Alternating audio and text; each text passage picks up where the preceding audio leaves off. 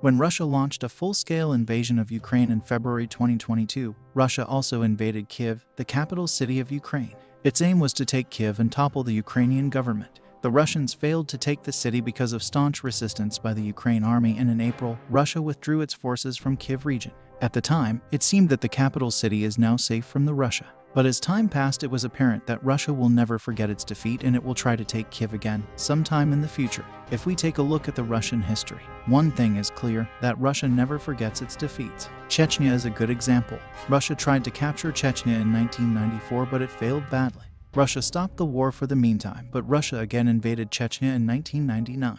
This time Russia was successful. In the case of Ukraine, Russia didn't hesitate to abandon Kyiv when it became sure that Russia cannot take it, to ensure the safety of its troops. Now it seems that Russia is gearing up for another attempt to take Kyiv. Ukraine has accused Russia of planning a wide-ranging ground offensive for early in the new year. The commander-in-chief of Ukrainian armed forces, General Zaluzhny, said in an interview, and I quote, "The Russians are preparing some 200,000 fresh troops. I have no doubt they will have another go at Kyiv. Russia is 100% being prepared," adding that Ukraine's very important strategic task is to create reserves and prepare for the war, which may take place in February, at best in March, and at worst at the end of January. He also clarified that the invasion will most probably start from the direction of Belarus. Russia first tried to take Kyiv, a city of 3 million people, with merely 20,000 soldiers on two different axes that were not even coordinating mutually. If Russia invades Kyiv with 10 times more soldiers, then it will be a huge threat for Ukraine. Russia will most likely follow the same exact path of invasion that it took back in February. The plan was a masterpiece in my opinion.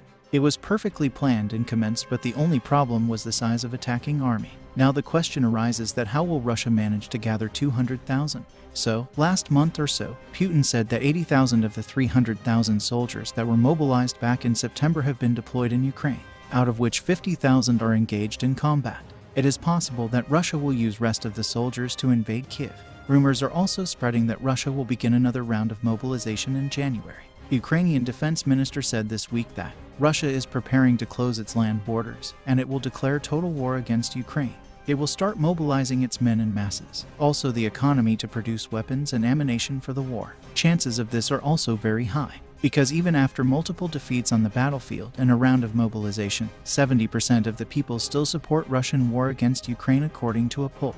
Other than Kyiv, Russia is still trying to take Bakhmut. It is pounding Bakhmut with intense artillery bombardment. Russia have not made any significant gains in Bakhmut since my last video.